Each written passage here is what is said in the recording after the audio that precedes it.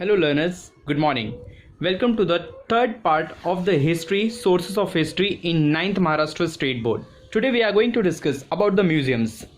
All states of India have museums that depict the characteristic and display the cultural and social heritage of the state. So as you all know, in the museum there are different items or different paintings and the monuments are displayed. That is the we can call as the archives. Archives are the as compared to the museums are same only, but when we talk about the museums are place where different styles of cultural and social heritage are displayed.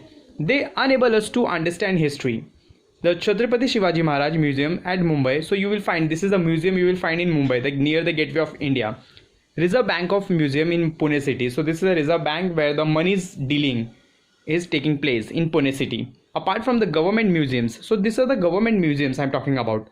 Some private collectors also set up their own museums. So there are some collectors who has own their museums. They are having their own museums for the private things. They are based on distinctive subjects.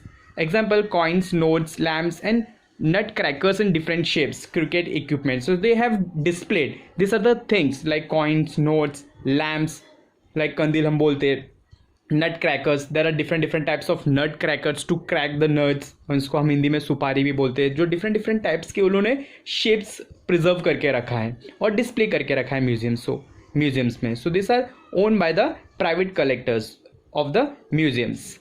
Now we'll talk about oral sources. These sources include folk tales, folk songs, proverbs, ballads. Ballads are kind of a story, and ois, Marathi verses in the oral tradition. So these are the Marathi versus oral traditions. So they are in the form of orals. So folk song, there are different types of folk songs you will find in different cultural and traditions. There are different folk tales, there are different stories that we can narrate in the form of orals. Activities were inspired by the Pawadas of Lok Shahir Anna Bhau Sate and Sahir Amar Sheikh during the Sanyukt Maharashtra movement. So these are the movement took place between. So there were the leaders who inspired, who had written some of the songs or some of the folk songs in the form of Pawadas, like Shahir Amar Sheikh and the Anna Bhau Sate. These are the two people.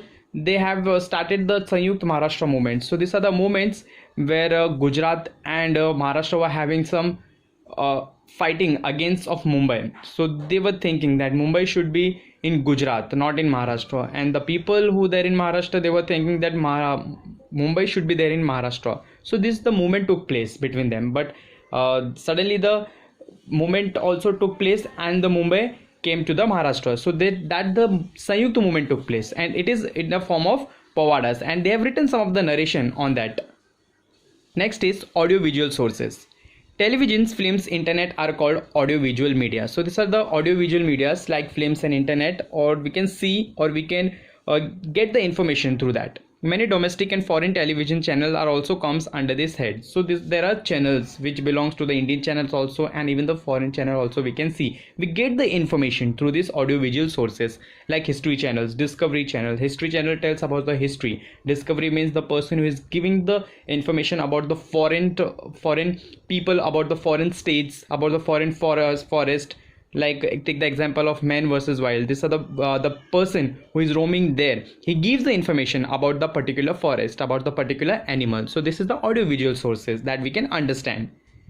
Next is Film and Television Institute of India, FTII. The government of India started the Film and Television Institute of India at Pune. So they have started the Television and Film Institute in Pune around 1960 with the purpose of providing public education. So their thinking was there to provide or spread the education to the people. So they have started the televisions. An institute called Indian News Review has produced various newsreels on important events on politics, social issues, art, sports, and culture. So these are the televisions, or these are the films, or they have made some of the documentary movies on the events of politics, social issues, art, sports, and culture, and they have showed because of this FTTI institute. This department also produced various documentaries on prominent social leaders. So they have also started some making documentaries, movies on the part of leaders, on people who have made their major contribution for the country, the people who had laid down their lives, how they have fought with the British, how they have made the achievements, and all the contribution they have showed through the documentary movies, a short documentary movies they have made. And about the important location in India, so they are having some different location in India they have started and showing. This news release and documentaries are useful for studying the history of modern India. So when we want to learn about the modern India history, we have to see the documentaries. Why? Because this is a documentary we can have a useful about the studying of history, and this is plays a very important role when we are studying about the modern India of history. You can see this logo of FTTI. This is the logo of FTTI. Till now we have seen some important sources for writing the history of modern India. So we have seen the different writing history of modern India. There are people who has written about the different information about history. The times in the 21st century are changing so rapidly. So now we are changing. We are having different types of technology. We are having different types of monuments. We are having different types of museums. And it is changing. That even these sources will prove to be inadequate.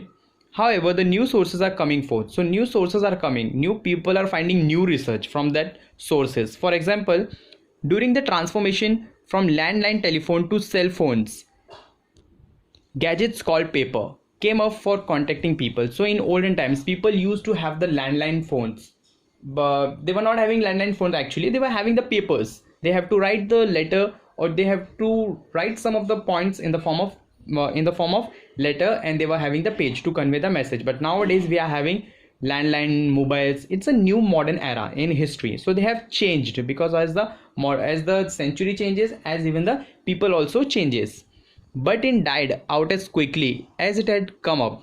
The huge amount of information available on the internet is used for studying history. If you want to get the information about the history, you can easily avail on the internet. Internet is the source where you can get all the information of your subject or the field which you are studying. But the truth and authentic of this information needs to be verified. But when you are studying about the history, the authenticity has to be correct. The information which you are reading, that information should have the correctness. Then only you should come to the conclusion. You have to verify that information, whether that information is having a correctness or not. If they are having a correctness, means it is a truth, it is saying the truth. But when it is not having the authenticity, means it is a fake news or fake information which we are going through.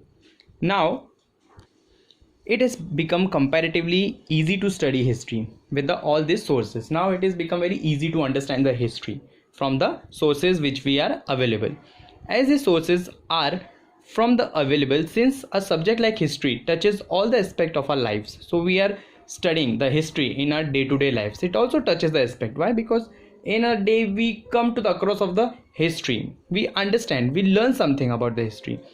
Efforts for preservation of such sources are made at all levels. So we have to preserve the history for the future generation. Why? Because if future generation comes, if they research on some of the documentaries about the histories, we have to preserve that documentary. Why? Because the future generation must know the history.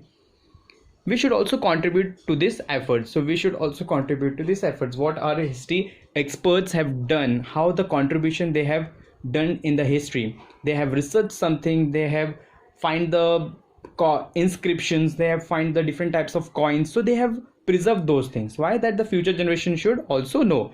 And because of their contribute, we come to know the perfect history. Hope you have understood this chapter. Now we are going to the further lessons, that is India after event 1960. So what are the events took place in 1960? Thank you for watching the video.